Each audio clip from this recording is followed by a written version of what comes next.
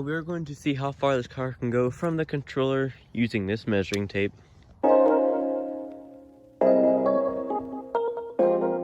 What's up guys, welcome back to another video. Today we are going to be unboxing and testing the new Bright Jeep Wrangler. On the box it says it's a 1/24th scale car. It says it's full function, a 2.4 GHz radio and turbo 2 speeds. I don't know if it has 2 speeds in it, but we'll figure that out. This is the Jeep Wrangler and it says the age is 4+.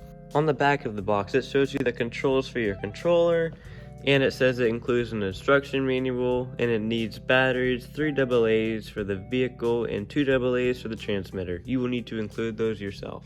On the bottom it just shows you all the different styles you can get for this type of car. Now I'm going to unbox it, and after that we will test it.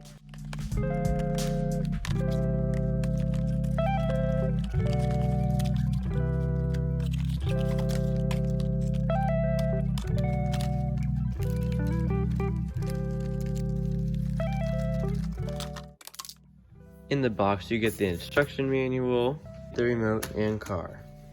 Taking a closer look at the car, the whole body is plastic, the bottom's plastic, but the tires are rubber, and the wheels seem that you can take them off. You need a pretty long, skinny screwdriver to get into that one, but that's good if hair or something will get caught in there. That means you can take it off and clear it out and it won't break it. Now something else that's weird that I noticed. If you look at it right, you can see that the body is like slanted, and you can't do anything to fix it because one of the screws is hidden underneath this, and the other one is screwed on at the tire cap, and I don't really know how you would get to, oh, you can just get to that one right there, but I don't know how you get to the front one, so maybe that'll be something for another video to see how we can take that off. And the weight of this is actually a little heavier than I thought it would be, still really light, but it feels like it's got some weight to it. There are no shock absorbers on this car, but I don't think you need them since it's not really a basher like some of these cars. And it's got a flexible front bumper, and it looks like it has a winch or something on the back of it. Maybe we could find something to put in there, who knows. Now you can also adjust your steering trim right there, which is really good to make sure it drives straight. And I like how the switch is sideways, so no rocks or anything will be turning that off as you drive it. The dimensions of this car are 7.5 by 5.5 by 4 7/8. Now for the remote we have these joystick controls that actually feel pretty comfortable in your hand, and there's this weird button thing right here. Maybe that's the 2-speed thing, I don't really know, we'll test it all out. The controls on this controller are also not proportional, which honestly what you'd expect for a $10-15 car like that. There's also something rattling in here, because when I was unboxing it I hit it off, so hopefully this will still work. To turn on the controller, you just put in your 2 AA batteries, and it's an always-on controller. For the car, you turn on the switch down here, make sure your 3 AA batteries are in, and you're ready to go. By looking at the speed, seems like it's actually a pretty nice car. It feels pretty sturdy when it's going 2, and it seems like it's got pretty good steering, quick steering. Now this button, I think it makes the car a little faster, this one right here. So maybe that's what it means by 2-speed, but honestly I don't notice a difference. Now we are going to go outside, see how far this can go from the controller, and see how it drives. So with driving it outside, it seems that turning is not an issue unless you hit rocks, and going uphill will slow it down, and going downhill will make it faster. There's my dog. Now something weird that I noticed about the controller when I was testing it out here. When I would first start testing it, I was pressing the joystick throttle right here, and it was going super slow sometimes. Let's see if I can make it do, yeah, right there. See how slow it's going? I thought the car had tons of issues going uphill, but it turns out that this button up here makes it not slow down like that at all. So I don't get why they would code it to do that.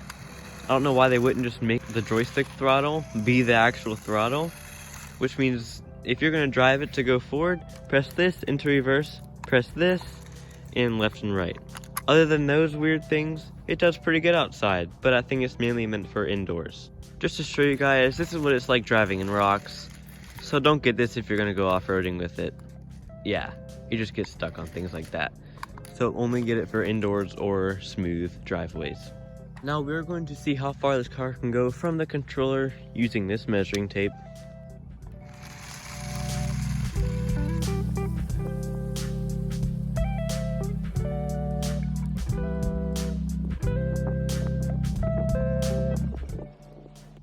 So it has finally lost signal way up there. You probably can't see it because the trees are blocking it, but it went pretty far. So this car went 190 feet. That is pretty far, which means you can drive this car in big spaces and won't have to worry about disconnecting. After testing it, I found out that this car does not do the best on pavement because of the rocks and slight hills. It's not the most powerful car, so it's kind of hard for it to get up them, but when you're going downhill, it actually gets pretty fast.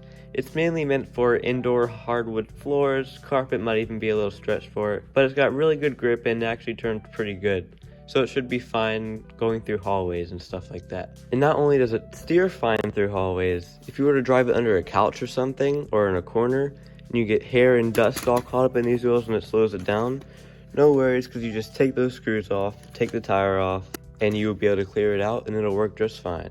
For the controller, it's nice to hold in your hand and it's comfortable even after holding it for a little while. Joysticks are really easy to move and it's just easy to control in general. I have not found out exactly what this button does, but I am pretty sure it makes the car go ever so slightly faster, but it's not really that noticeable, so I would say it does not have 2 speeds on it.